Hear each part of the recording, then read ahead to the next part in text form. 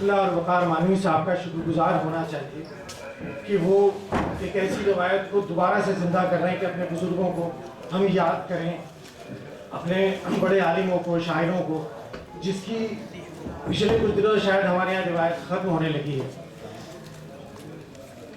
پوری دنیا میں جہاں بھی آپ جائیے تو لگتا ہے کہ چھوٹے بڑے تمام شاعروں کی یادگاریں، ان کے میوزیم، ان کے گھروں کو محفوظ کرنے کا کام ہے۔ اور میں شیکسپیئر، برنارڈ شاہ اور وائٹ کی بات نہیں کرتا، بلکہ چھوٹے چھوٹے لندن سے 300-400 کلومیٹر دور ایک چھوٹا سا قصبہ ہے اسکاربرو، وہاں میں نے 3 پرانے شعراء کے گھروں کو محفوظ دیکھا، ان کا کلام ہاتھ کا لکھا ہوا، ان کے مطبوعہ کلام، ان کے گھروں کو بالکل وہاں، اس میں عوام بھی شامل ہے، سرکار بھی شامل ہے۔ ہم تو ساری ذمہ داری سرکار پہ ڈال دیتے ہیں، لیکن وہاں انہیں پوری طرح سے محفوظ کرنے کا فائدہ ہے۔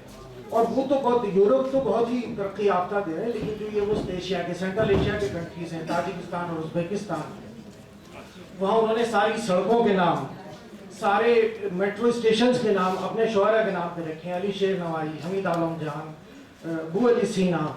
اور مجھے بہت دلچسپ، یعنی ایک تعجب بھی ہوا کہ تاشقند سے کچھ دور، 10-5 کلومیٹر دور، رئیس صاحب مرحوم ہمارے ساتھ تھے، تو ایک جگہ ہم لوگ گئے تو وہاں غالب اسٹریٹ، غالب محلہ اور غالب مسجد ہے۔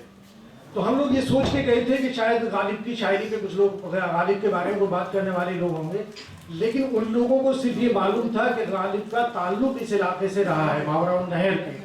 وہاں کوئی آدمی اردو فارسی جاننے والا نہیں تھا، اور وہاں باقاعدہ ایک ٹرسٹ ہے جو غالب مسجد، غالب محلہ اور غالب سڑک کو مینٹین کرتا ہے۔ ہمارا شہر اتنا بڑا شہر ہے، غالب کا شہر ہے، اس میں ایک سڑک بھی غالب کے نام سے نہیں ہے۔ بہرحال یہ وقار مانوی صاحب اور ایس ٹی شکلا صاحب نے ایک ایسا بڑا کام کیا ہے کہ ہم سب کو ان کا شکر گزار ہونا چاہیے۔ اور شاعر بھی ایسا ہے کہ جو ہمارے بہت ہی قدیم اور جدید شعراء کے درمیان کی کڑی ہے۔ اول تو یہ جو پورا علاقہ ہے جس سے ہمارے صدر محترم کا بھی تعلق ہے، جائز، نصیر آباد، بدقسمتی سے میں کبھی ادھر گیا نہیں ہوں، لیکن ملک محمد جائسی سے لے کے کمال جائسی اور آج مقالہ نگار فاروق جائسی کے ساتھ موجود ہے، لاتعداد لوگوں کی ایک کہکشاں موجود ہے کہ جو تمام قدیم روایات کو، ہماری شاعری کو زندہ کر رہے ہیں۔ وحید اختر صاحب ہمارے زمانے کے بڑے شاعر تھے، وہ اسی علاقے کے رہنے والے تھے۔ اور ایک دلچسپ بات میں کل سے غور کر رہا تھا کہ دنیا میں شاید پہلا شاعر ہے جائز کا جس نے اپنے نام کے ساتھ وطن کا نام لگایا، ملک محمد جائسی نے۔ اس سے پہلے ہندی اردو کے کسی شاعر میں اور ہندوستان کے کسی شاعر کے نام میں وطن کا نام نہیں ملتا۔ بہت بڑے بڑے شاعر اس سے پہلے بھی ہیں، ہمارے یہاں کالی داس بھی ہے، لیکن اس کے بارے میں ابھی تک یہ طے نہیں ہو سکتا کہ وطن کا، اس کا وطن کون سا تھا۔ لوگ کہتے ہیں کہ کالی داس کے بہت سارے نام کے شاعر پیدا ہوئے ہیں، تو مجھے یہ بھی خصوصیت اس علاقے کے لوگوں سے نظر آئی۔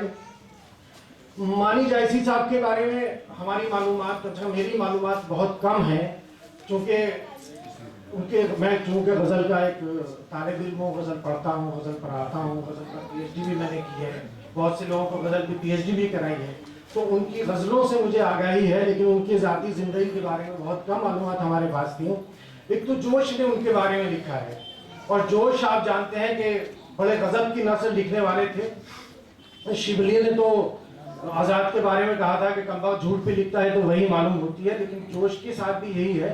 لیکن ایک کمزوری ان کی یہ ہے کہ وہ کسی کی حیثیت بننے نہیں دیتے، تو اسی لیے بہت ساری تعریف کر کے ایک آدھ جملہ ایسا ضرور لکھ دیتے ہیں کہ لگتا ہے کہ نہیں یہ تو جوشی ان سے بڑے ہیں۔ لیکن انہوں نے یہ اعتراف کیا ہے کہ مانی جائسی نے ان کو بچپن میں باقاعدہ ان کے ٹیوٹر تھے، انہیں پڑھایا تھا اور ان کو باریکیوں سے آگاہ کیا تھا، اور بعد میں انہوں نے لکھا ایک زمانے میرے استاد اور بعد میں میرے دوست۔ دوسرا، بہت زمانے پہلے لطیف احمد اکبر آبادی، لام احمد اکبر آبادی کے نام سے مشہور افسانہ نگار تھے، ان کا ایک مضمون میرے نظر سے گزرا تھا جو مانی جائسی صاحب کے بارے میں تھا۔ اب میں نے جب یہ سیمینار کا ڈول ڈالا ان لوگوں نے تو میں نے کوشش کی کہ وہ مضمون مجھے کہیں مل جائے، مجھے بالکل یاد نہیں آیا وہ میں نے کہاں پڑھا تھا، لیکن یہ یقین ہے کہ لام احمد اکبر آبادی نے ایک بہت طویل مضمون ان کی شاعری پہ کہیں لکھا تھا۔ دوسرا یہ کہ یہ جو بات روایت ابھی درد استاد کی اور شاگرد کی شاگردی کی کہی گئی، یہ ہمارے یہاں بہت قدیم روایت ہے۔ درد ہمارے یہاں بڑے شاعر تھے، اور یہ تمام جانتے ہیں، سودا میر کے سب بڑے شاعر تھے، اور ان کے شاگردوں کی تعداد بھی کافی تھی، لیکن احترام اتنا تھا درد کا کہ درد کی محفل میں شاہ عالم بادشاہ ایک بار آئے، اور شاہ عالم نے آنے کے بعد پاؤں پھیلا دیے، تو درد نے انہیں کہا کہ یہ سوء ادب ہے، ادب کی محفلوں میں پاؤں پھیلانا بد تہذیبی ہے، شاہ عالم بادشاہ نے پاؤں سکوڑ دیے اور معذرت کی کہ پیروں میں درد تھا میرے. تو انہوں نے کہا کہ اگر طبیعت ناساز تھی تو آج تکلیف کرنے کا ضروری ہے. یہ محفلوں کا اور یہ اساتذہ کا انداز تھا. اور مجھے آج بہت خوشی ہوئی کہ وقار مانوی صاحب اپنے ایک استاد کو یاد کر رہے ہیں. دوسرا یہ کہ ان کا کلام بھی میرے خیال سے بہت مختصر سا دستیاب ہے, چونکہ خود انہوں نے لکھا ہے کہ ایک بار 1904 میں اور ایک بار 1914 میں, یعنی 2 بار ان کا مکمل کلام ضائع ہو گیا. تو اس لیے بھی ہم ان کے بہت سارے کلام تک نہیں پہنچ سکے. اور ان کی زندگی بھی اتنے زیادہ نشیب و فراز سے گزری ہے. انہوں نے اچھا دیکھیے, اور دوسری دلچسپ بات یہ ہے کہ آج ہم سب جو تھوڑا سا ادبی محفلوں میں جاتے ہیں یا شعر کہتے ہیں تو ایک عجیب سا اپنے ہمسوں سے رقیبانہ تعلق ہوتا ہے کہ ایک شاعر اٹھ کے گیا تو ہم فوراً کہیں گے کہ بس یہ تو کہہ لیتے ہیں, لیکن اصلی شاعر تو میں ہی ہوں. خود ہم جو پروفیسر ہیں ان کا بھی یہی حال ہے اور ہر میدان میں یہی ہے. لیکن وہ اپنے جو ہم عزم ہیں اور ان کے ہم عزم, یعنی جس میں یاسر ادانا بھی ہے, فانی بدایونی بھی ہے, تھوڑے سے آگے حسرت ہے. تو فانی بدایونی نے لام بدک براغی نے بڑے احترام سے ان کا ذکر کیا ہے. اور انہوں نے کہا کہ میں دیباچہ اپنی تفصیلی زندگی کے بارے میں نہیں لکھنا چاہتا تھا, لیکن فانی بدایونی صاحب نے مجھ سے کہا تو میں یہ ان کے احترام میں ان کے تعمیل حکم میں یہ کر رہا ہوں. اور اس میں بھی انہوں نے بہت زیادہ اپنے بارے میں نہیں لکھا, تھوڑا تھوڑا سا اپنی ملازمت کا حال, تھوڑا تھوڑا سا اپنی زندگی کا حال لکھا ہے. جو آج کا شاعر اگر لکھتا تو شاید کہیں زیادہ فخر و بہار کے ساتھ اپنے خاندان کا ذکر کرتا. اس کی مثال ہمارے زمانے میں شاد عظیم آبادی ہے کہ شاد عظیم آبادی صاحب نے اپنی ایک کتاب لکھی اپنی زندگی کا, اور اپنے شاگرد مسلم عظیم آبادی سے کہا کہ اسے میرے مرنے کے بعد اپنے نام سے شائع کر دینا. اور اس میں انہوں نے اپنی اتنی تعریفیں کی اور اس میں اپنا شجرہ بھی دیا جس میں 2 بادشاہوں کو گھسیٹ لائے. اور اس کے بعد انہوں نے لکھا کہ میرے نانا کی آمدنی 1940 میں 1 لاکھ روپیہ تھی, 1840 میں. اب یہ غور کیجئے کہ 1840 کے آس پاس East India company Bahadur Shah Zafar کو 1 لاکھ روپیہ سالانہ دیتی تھی, لیکن انہوں نے یہ غور کرنے کی ضرورت نہیں سمجھی اور جو چاہیں لکھتے چلے گئے. لیکن مسلم عظیم آبادی جو ان کے شاگرد تھے انہوں نے اور ان کے ساتھ ایک کھیل یہ کیا کہ ان کے مرنے کے بعد وہ کتاب انہی کے نام سے شائع کرتے ہیں. تو اب ان کی کوئی بات جو ہے جو سچی معلوم ہوتی وہ بھی سچی معلوم نہیں ہوتی. قاضی عبدالودود نے یہ لکھا کہ میرے شعر نے طے کر رکھا ہے کہ کوئی بات سچی نہیں کہے گا. لیکن مانی صاحب نے اپنے بزرگوں کا جتنا ذکر کیا ہے بہت ہی اختصار سے اور بڑے خاکسارانہ انداز میں, جس میں ایک واقعہ یہ بھی ہے کہ اورنگزیب نے بہت بڑی جائیداد دی تھی تو جو ان کے بزرگ نے یہ کہہ کے انکار کر دیا کہ میرے لیے یہ بہت زیادہ ہے. تو ایسی مثالیں ہماری شاعری میں ہمارے اس میں بہت کم ہے. ان کی زندگی جوش نے تفصیل سے ان کا ذکر کیا, لیکن انہوں نے ایک بات جو لکھی جو میں خاص طور سے آپ کے گوش گزار کرنا چاہتا ہوں, ان کی جو سب کے بارے میں جو صاحب لکھتے ہیں اور آخر میں ایک جملے سے اسے کم کر دیتے ہیں, وہ مانی صاحب کے بارے میں انہوں نے کیا ہے. لیکن ایک تو انہوں نے لکھا ہے کہ مجھے پڑھایا, انہوں نے میرے باقاعدہ ٹیوٹر تھے.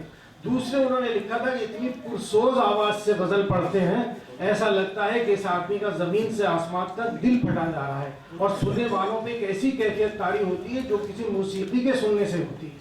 تو اب مجھے انہوں نے یہ لکھا ہے کہ یہ تو نہیں لکھا انہوں نے کہ موسیقی کا علم تھا, لیکن انہوں نے کہا ایسا لگتا ہے کہ کوئی بہت ہی خوش آواز موسیقی چل رہی جتنی آواز سے وہ غزل پڑھتے. دوسری ایک طرح انہوں نے دی ہے کہ جواہر لال نہرو نے مانی جائسی صاحب کا ان کی شاعرانہ خدمات کے اعتراف میں ایک وظیفہ جاری کیا تھا جس کی دوسری کوئی اطلاع ہمارے پاس نہیں. اور ایک عجیب بات یہ, میں نے ان کے کلام کا جب مطالعہ کیا تو مجھے بہت سارے اشعار ایسے نظر آئے کہ جن سے نئے شعر آ گئے, یعنی جو مضمون وہاں سے لیا ہے جس سے چراغ جلائے. یہ کوئی بہت یعنی قابل اعتراض بات نہیں ہے. غالب نے اپنے خطوط میں علاؤالدین خان آرائی کے نام ایک خط میں لکھا ہے کہ مدتوں سے ایک استاد کا شعر تحویل حافظہ میں چلا آتا ہے, میں نے بھی ازرہ تعظیم اس میں تصرف کیا ہے. شعر انہوں نے یہ لکھا ہے کہ ظالم تو میری سادہ دلی پر تو رحم کھا, روٹھا تھا تجھ سے آپ ہی اور آپ من گیا. اور وہ کہتے ہیں کہ اس دل فریبیوں پہ نہ کیوں اس کی پیار آئے, بے عذر لوٹ جائے جو بے عذر مان جائے. تو یہ قدیم اساتذہ کا انداز تھا کہ چراغ سے چراغ جلاتے تھے. شمس قیس رازی نے جو فارسی شاعری کا بہت بڑا استاد اور نقاد ہے, اس نے کہا ہے کہ مضمون پر کسی کا جملہ حقوق نہیں ہے بلکہ جو بہتر طریقے سے ادا کرے اس کا ہے مضمون. تو میں نے دیکھا کہ بہت سارے جدید شاعروں نے یا بہت جو چراغ سے چراغ جلایا مانی صاحب کے اشعار سے. اب جیسے اور دوسرا یہ کہ بہت سارے ایسے موضوعات مجھے نظر آئے جس میں مانی صاحب نے نئے انداز سے شعر ہیں. جیسے اب نیا شاعر تو ہمارے یہاں یہ کہتا ہے کہ عشق کرتے تو فسانوں سے بھی آگے جاتے. ہم نے اس کار ہوس میں بھی بڑا نام کیا, لیکن ہوس پہ شعر مجھے کوئی بڑا اچھا شعر قدیم شاعری میں نظر نہیں آیا. اس کو طنز کرنا, اس کو رد کرنا تو بہت جگہ ہے, لیکن مانی صاحب نے کہا ہے کہ سرائے عام ہے اہل ہوس بھی آ جائیں, اب امتحان میں وہ شرط جان دہی نہ رہی. تصور کا بہت یہ نئے شاعر کا شعر ہے کہ چلو جب طے شدہ ٹھہرا کہ ہے ہم کو جدا رہنا, تو خوابوں میں بھی کیا آنا, خیالوں میں بھی کیا رہنا. اور مانی صاحب کہتے ہیں کہ جاتے ہوئے اتنا تو بتا دیجئے ورنہ کیا آپ تصور میں بھی آیا نہ کریں گے. تو بے خودی کا بہت سارا نہیں, آپ دیکھیں کہ بے خودی اور ایسے مضمون ہے. انشاء کا شعر آپ سب لوگوں نے سنا ہوگا کہ تصور عرش پر ہے اور سر ہے پائے ساتھی پر, غرض کچھ اور دھن میں اس گھڑی میں خار بیٹھے ہیں, یا لڑکھڑا کر جب گرا میں پائے ساتھی پر گرا, اس قدر بے ہوش ہونے پر بھی مجھ کو ہوش تھا. لیکن مانی صاحب اسے نئے انداز سے کہتے ہیں کہ جھوم کے گر گیا مگر سر تو ہے تیرے پاؤں پر, لفظش بے خودی نہ کہہ حکمت بے خودی سمجھ. یعنی حکمت بے خودی کی ترکیب میں نے کہیں اردو شاعری میں اس سے پہلے نہیں دیکھی. دوسرے عیادت کے بہت سارے شعر ہمارے یہاں ہیں کہ دعائیں دیجیے بیمار کے تبسم کو, مزاج پوچھنے والوں کی آبرو رکھ لی. اور لیکن ان کے ہاں دو شعر مجھے نئے انداز کے نظر آئے کہ دشمنے, بہت مشہور شعر ہے ان کا, تو آپ سب لوگوں نے سنا ہوگا کہ دشمنے, ہم نے اس طرح سنا تھا اس کے دشمنے مہر و وفا یوں بھی عیادت ہے ثواب. اور ہاں ابو جی, اب نے جو آپ نے بھیجا مجھے تو اس میں دشمنے اہل وفا ہے, میں نے اسے اس طرح پڑھا تھا کہ دشمنے اہل وفا یوں بھی عیادت ہے ثواب, اور میرا تو کوئی پوچھنے والا بھی نہیں. دوسرا شعر ہے کہ وفا کا ذکر کیا ہے عیادت کے لیے آؤ, محبت تو ہے 100 بیماریوں کی ایک بیماری ہے. یعنی کس شاعرانہ مکر کے ساتھ, شاعرانہ ترکیب کے ساتھ محبوب کو بلاتے ہیں. دوسرا ایک بہت مشہور لیلا مجنوں کا وہ شعر آپ سب لوگوں نے سنا ہوگا کہ دل کے آئینے میں ہے تصویر یار, جب ذرا گردن جھکائی دیکھ لی. لیکن اس پہ کتنا خوبصورت شعر مانی صاحب فرماتے ہیں کہ تجھے قیس ایک جلوہ نظر آتا تو ہے دل میں, تجھے قیس ایک جلوہ نظر آتا تو ہے دل میں, پھر اب کیا بحث لیلا گھر میں بیٹھی ہو کہ میں مل گیا. دوسرا ایک جو مجھے ایک ان کی عظمت اس میں نظر آئی کہ انہوں نے غالب کی زمینوں میں غزلیں کہی ہیں, اور غالب کی زمینوں میں غزلیں کرنا تو بہت عام بات ہے. اور لکھنؤ میں ایک معیار نام کی تنظیم بنی تھی جس میں عام شاعر نہیں تھے, کوئی معمولی شاعر نہیں تھا, بلکہ مرزا ہادی رسوا, صفی لکھنوی, عزیز لکھنوی جیسے بزرگ شعراء تھے. اور انہوں نے یہ باقاعدہ ایک تنظیم کے اور تحریک کے طور پہ غالب کی زمینوں میں اور غالب کی لفظیات میں شاعری شروع کی. لیکن میں یہ بات پوری ذمہ داری سے کہتا ہوں کہ ایک شعر بھی کسی کا حافظے میں محفوظ نہیں ہے. یعنی غالب نے تمام امکانات کو ایکسپلور کر لیا ہے. جس زمینوں میں کوئی شعر ہمیں اب نظر نہیں آتا, جس پہ لاتعداد شعر کہتے ہیں. ہمارے دوست متین صاحب نے تو بہت اچھے شعر نکالے ہیں, بلکہ میں تو یہ کہتا ہوں کہ غالب نے ان کی ساری زمینوں میں غزلیں کہہ رکھی ہیں. لیکن مانی صاحب نے جو غالب کی زمینوں میں غزلیں کہی ہیں ان میں مکمل طور سے کئی غزلیں تو ایسے ہیں جو پوری طرح کامیاب ہیں.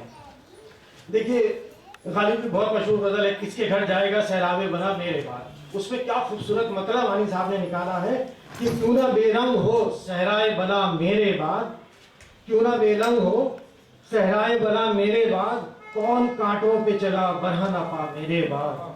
اور اس کا مقطع تو دیکھیں کیا غضب کا مقطع انہوں نے مصرع لگایا ہے کہ تو نے مانی دل غالب سے یہ غم دور کیا, تو نے مانی دل غالب سے یہ غم دور کیا, کس کے گھر جائے گا سیلاب بلا میرے بعد. اور بہت مشہور ہے کہ میں وہ اپنی شکست کی آواز بڑی کامیاب غزل ہے غالب کی, اور میں نے ان کی زمین میں کوئی کامیاب شعر دوسرا نہیں سنا, جبکہ لاتعداد لوگوں کے غزلیں ہیں. لیکن مانی صاحب کا شعر سن لیجیے کہ دل کی دھڑکن کے ساتھ سنتا ہوں ایک صدا جیسے آپ کی آواز, دل کی دھڑکن کے ساتھ سنتا ہوں ایک صدا جیسے آپ کی آواز, یا زندگی ہے تو پھر آ جاؤں گا ادھر. غالب کا بہت مشہور شعر ہے کہ آئینہ خانے میں کوئی لیے جاتا ہے مجھے, مدعا میوے تماشائے شکست دل ہے, آئینہ خانے میں کوئی لیے جاتا ہے مجھے. اور مانی صاحب فرماتے ہیں کہ زندگی ہے تو پھر آ جاؤں گا دشت جنون, اب تو مقتل کی طرف دل لیے جاتا ہے مجھے. ایک بار پھر میں آپ تمام لوگوں کو مبارکباد دیتا ہوں اور مانی صاحب کے شعر کے ساتھ اپنی بات ختم کرتا ہوں کہ فیض پاؤ گے مگر عزم و ارادت شرط ہے, गंजवानी में हूँ ज़ेरे खाक दफनाया हुआ। हमने इस ज़मीन में लाखों आसमान दफन कर दिए हैं, लेकिन बहुत से आसमान हमारे ऐसे हैं। अजीज़ लखनवी का एक शेर है, ज़मीन तुझमें हमारा आसमान मिलता नहीं, यानी मीर के मज़ार का भी पता नहीं मिलता है। लेकिन हम मानी साहब को याद कर रहे हैं और मुझे उम्मीद है कि सिलसिला आगे बढ़ेगा। और मैं इस कलाम को जो मैंने अक्सर नो गौर किया तो मुझे लगा कि कम से कम मुझे एक मज़मून इस पर ज़रूर लिखना चाहिए। मैं इस अल्फाज के साथ अपनी बात खत्म करता हूँ और आज की गुफ्तगू का आगाज़ करता हूँ और उम्मीद करता हूँ कि शाम तक जो लोग मकाले पढ़ेंगे और गुफ्तगू करेंगे उससे हमारे इल्म में इजाफा होगा। बहुत बहुत शुक्रिया।